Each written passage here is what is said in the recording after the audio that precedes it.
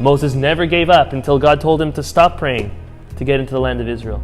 We have to do our part. We have to try as much as we can. We have to do our hishtadlut, put in our efforts, but understand that once we put it in the hands of God and let God be the one who decides, that everything will turn out for the good.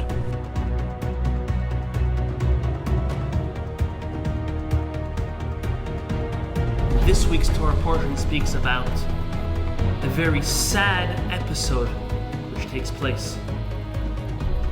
After all of the festivity of the opening and the inauguration of the Mishkan, after the full 7 days of Moses doing and performing the services, there were two individuals who made their own arrangements. And their arrangements did not come out as planned, as they planned.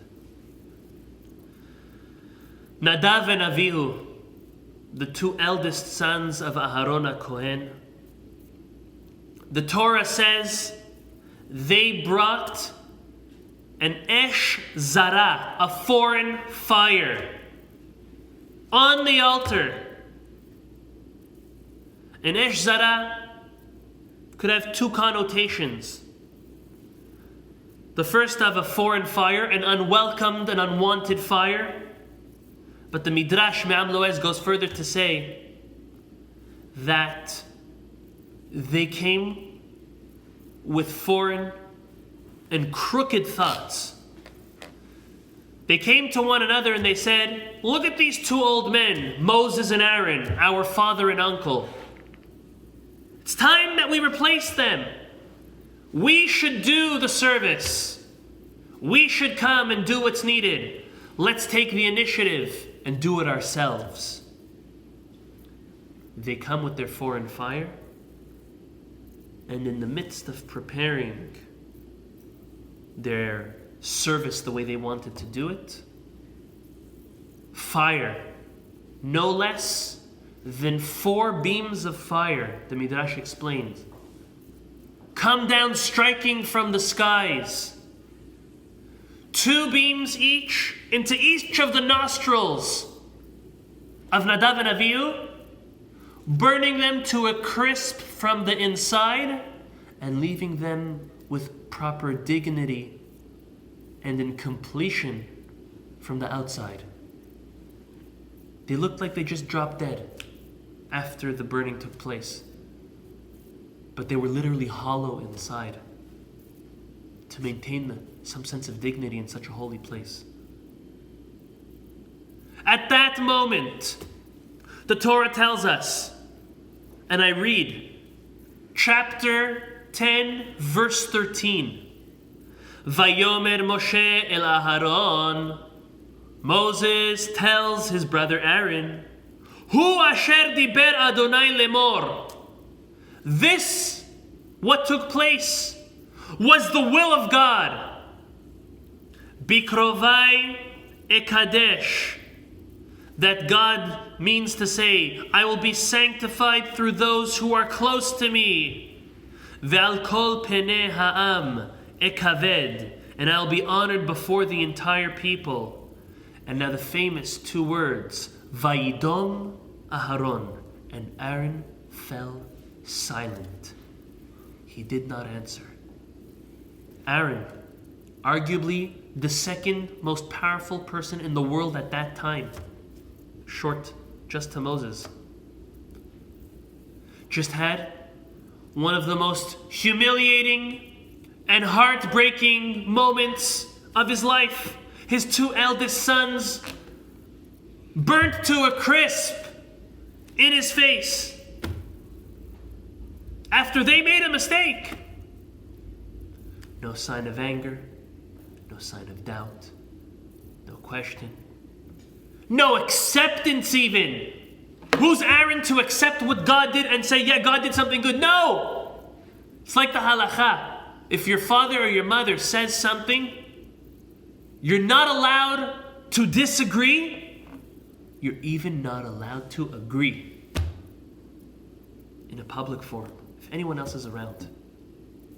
Who am I to strengthen the opinion of my father or my mother? Do they need me? to give them credit? Excuse me. Absolutely not. Same with Aaron. Aaron needs to give God credit and announce, thank you, God, that was the best thing that could have ever happened to me. I accept it.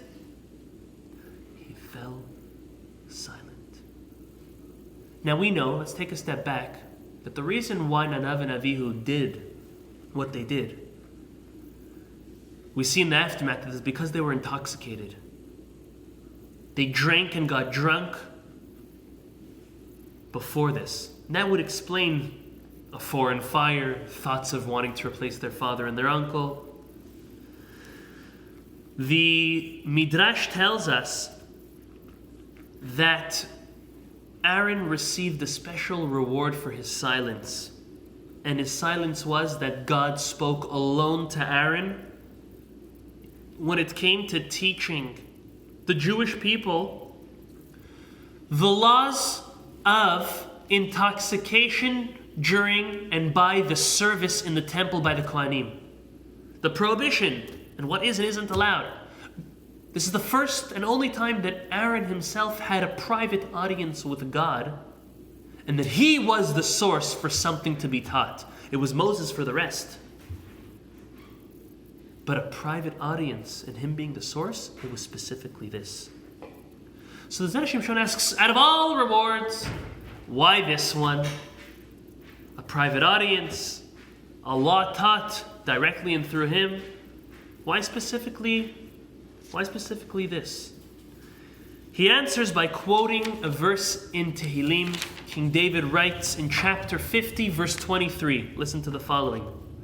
Zoveach toda yichabidaneni. He who offers confession honors me. Visam derech, and one who orders his way, ar'enu beyesha Elohim. I, God says, will show him the salvation of God. Through this verse, the Zera Shimshon explains that Aaron honored God with his silence, with his complete and unwavering faith and acceptance of what just took place, as heartbreaking and as sad as it could have been. God paid him back and told him, for your faithfulness, come close.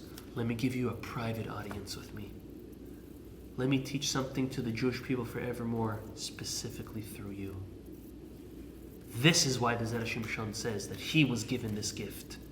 The gift of the reward for silence. Silence represented complete acceptance, complete emunah bitachon, belief and trust. What happened was for the good. God says, I see you displayed that. Come right over here, one-on-one time. Let me do something specific to you. This is a very strong lesson for us, ladies and gentlemen.